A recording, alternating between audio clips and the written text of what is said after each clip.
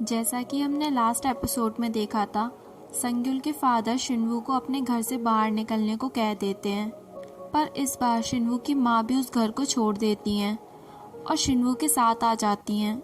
शिनवू उन्हें जाने को कहता है। वो कहता है संग्युल और उसके डैड को आपकी ज़रूरत है। वो उसे कहती हैं, क्या तुम्हें मेरी ज़रूरत नहीं है? क्या तुम इतने सालों से मेरा वेट नहीं कर रहे थे? वो ग्रैंड माँ के रूम में जाती हैं। वो कबर्ड में से एक पुराना बॉक्स निकालती हैं जिसमें शिनवू के पुराने फ़ोटोज़ और उसके बचपन के कपड़े होते हैं। वो उन्हें देखकर काफ़ी खुश होती हैं। इज़बी भी वहाँ आ जाती है और कहती है, आपको संग्युल की याद आ रही होगी ना? कितना अच्छा होता अगर हम सब साथ होते। यहाँ एक बार फिर संग्युल के फादर और संग्युल बिल्कुल अकेले हो जाते हैं। नेक्स्ट मॉर्निंग शिनवू संग्युल के पास आता है और कहता है, एक दिन तुम्हारी आंखों के सामने से सब कुछ गायब हो जाएगा, तब तो तुम्हें सेटिस्फेक्शन मिल जाएगा ना? पर संग्युल अभी भी हाथ धोकर इज़बी के पीछे पड़ा था। दोनों बात ही कर रहे होते हैं कि सामने से वो बैड बॉय आ जाता है, पर दोनों उसे इग्नोर करके वहाँ से चले जाते हैं। यहाँ क्लास में टीचर की एंट्री होती है और सभी लोग ज़ोरदार तालियों के साथ उनका वेलकम करते हैं। बच्चे कहते हैं, अब तो सर को ट्रीट देनी पड़ेगी। सर अपने स्टूडेंट के साथ हुए फ्रॉड से भी उसे बचा लेते हैं और उसके पैसे उसे वापस कर देते हैं। यहाँ क्लास में संग्युल की वजह से इज़बी को काफ़ी प्रॉब्लम हो रही थी। कोई भी ह्यूमन जब एक एंजल को शक की नज़रों से देखता है तो उसका वो मार्क ब्लू होकर ब्राइट हो जाता है और चमकने लगता है। इज़बी उसे छुपाने की कोशिश करती है और तभी टीचर भी क्लास में आ जाती हैं। टीचर सभी को टेस्ट पेपर सॉल्व करने को देती हैं। सभी बच्चे टेस्ट पेपर सॉल्व कर रहे होते हैं कि अचानक पेपर ब्लैंक हो जाते हैं। बच्चे टीचर से कहते हैं कि हमें कुछ नहीं दिख रहा है और सभी बच्चे चौंक जाते हैं, पर कुछ ही सेकंड में सब कुछ नॉर्मल हो जाता है और इस सब के पीछे एज ऑलवेज एंजल होते हैं। पर जैसे तैसे सभी लोग टेस्ट कंप्लीट करते हैं। इज़बी जैसे ही आंसर शीट टेबल पर रखती है वो गायब हो जाती हैं। टीचर उसे ले जाने आती हैं पर वहाँ कुछ नहीं होता। उनके भी कुछ समझ नहीं आता। वो चारों तरफ देखती हैं पर उन्हें कहीं भी टेस्ट पेपर दिखाई नहीं देते और आखिर में जब इज़बी वहाँ आती है तो टेस्ट पेपर भी मिल जाते हैं। सभी लोग इज़बी को शक की निगाहों से देखते हैं। शिनवू जितना इस सच को छुपाने की कोशिश कर रहा है उतना ही ये सच दुनिया की नज़रों में आ रहा है। यहाँ कैंटीन में सब ग्रुप बनाकर लंच कर रहे होते हैं और बेचारी ली, आई रियली डोंट नो उसे बेचारी कहना भी चाहिए या नहीं, पर इज़बी उसे कंपनी देने वहाँ आ जाती है। पर ली को अभी भी ये लगता है कि वो सबके सामने अच्छी इमेज बनाने के लिए उसके पास आई है, पर इज़बी के साथ बैठने की वजह से धीरे धीरे करके काफ़ी सारे लोग उसकी सीट पर बैठ जाते हैं और इज़बी के जाने पर वो भी चले जाते हैं। वो लड़का इज़बी को अकेला देख उसका हाथ पकड़ लेता है और कहता है, मैंने देखा था कुछ चमक रहा था, मैं देखना चाहता हूँ।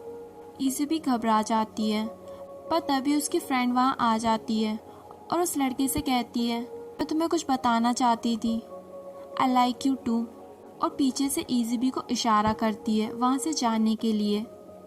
यहाँ इज़बी शिनवू की मॉम को नेल पेंट लगाती है और साथ ही साथ उनसे बातें करती है। उन्हें भी इज़बी के साथ बात करके काफ़ी अच्छा लगता है। शिनवू टेरेस पर सो जाता है। इज़बी चुपके से आकर उस नेल पेंट लगा देती है और बाद में एक अच्छी बच्ची की तरह उसे क्लीन करने भी आ जाती है। पर तभी अचानक वो काफ़ी इमोशनल हो जाती है और उसी कॉटन से अपने उस निशान को क्लीन करने की कोशिश करती है। शिनवू उसे रोकता है और कहता है, क्या हुआ, सब ठीक तो है ना? नेक्स्ट डे स्कूल में एक बार फिर ऐसी चौंकाने वाली चीज़ होती है जिससे सब सोचने पर मजबूर हो जाते हैं। सभी लोग इज़बी को टारगेट कर लेते हैं।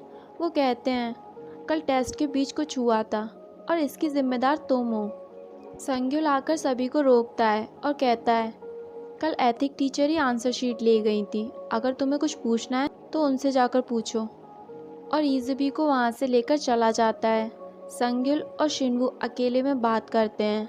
संग्युल कहता है, क्या तुम देख पा रहे हो, अब सब कुछ मेरी तरफ हो गया है, आखिर इस सब के पीछे कौन है? शिनवू कहता है, शायद वो तुम्हारे जैसे ही दिल का है। संग्युल कहता है, कहीं वो इज़बी को हमसे न छीन ले। तो बेटर यही होगा कि तुम इज़बी से दूर चले जाओ। यहाँ दूसरी तरफ सभी लोग रेस्टोरेंट को डेकोरेट करने में लग जाते हैं। इज़बी की फ्रेंड भी वहाँ आ जाती है। इज़बी उसे कल के लिए थैंक यू कहती है, पर वो काफ़ी परेशान होती है क्योंकि अब वो लड़का उसे छोड़ ही नहीं रहा होता है। शिनवू की मॉम उससे मिलने आती हैं। शिनवू की मॉम उससे बात करती हैं और कहती हैं, कल क्लास में हुआ क्या था? अगर तुम्हें कुछ भी पता है तो तुम मुझे बता सकते हो। सभी बच्चों की लाइफ का सवाल है। शिनवू पूछता है, क्या आंसर शीट मिल गई हैं? वो कहती हैं, अभी नहीं।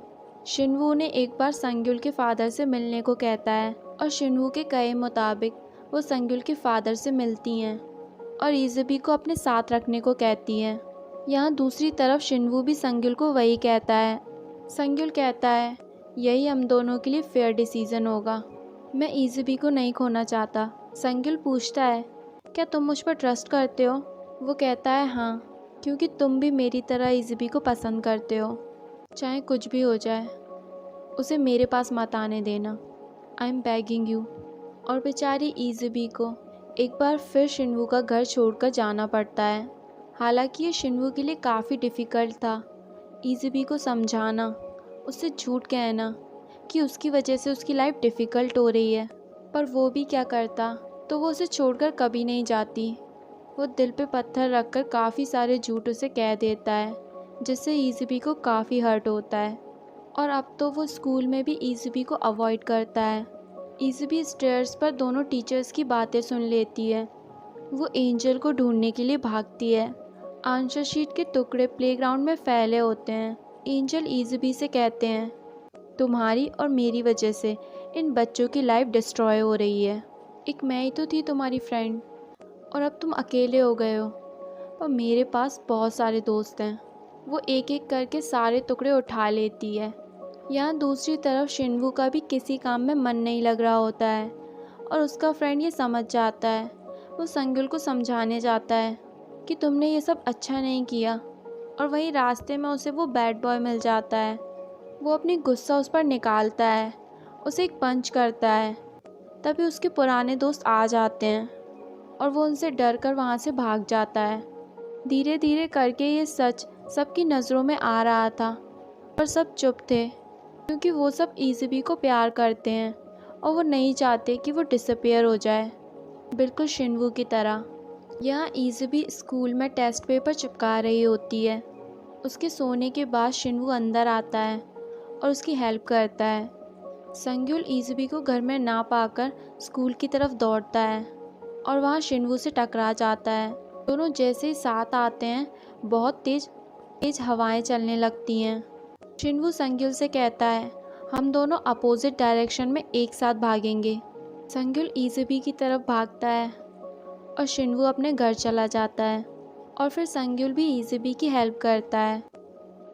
नेक्स्ट डे इज़बी टीचर को आंसर शीट लौटा देती है। टीचर कहती है, पर आखिरकार तुम्हें ये मिली कहाँ? आखिर तुम सब छुपा क्या रहे हो? शिनवू ने तुम्हें संग्युल के पास क्यों भेजा? और तभी संग्युल वहाँ आ जाता है और इज़बी को ले जाता है। इज़बी को स्कूल में अवॉइड करना शिनवू के लिए इतना आसान नहीं था। वो काफ़ी सैड हो गया था, वो डिप्रेशन में चला जाता है। तभी सब दोस्त मिलकर प्लान बनाते हैं।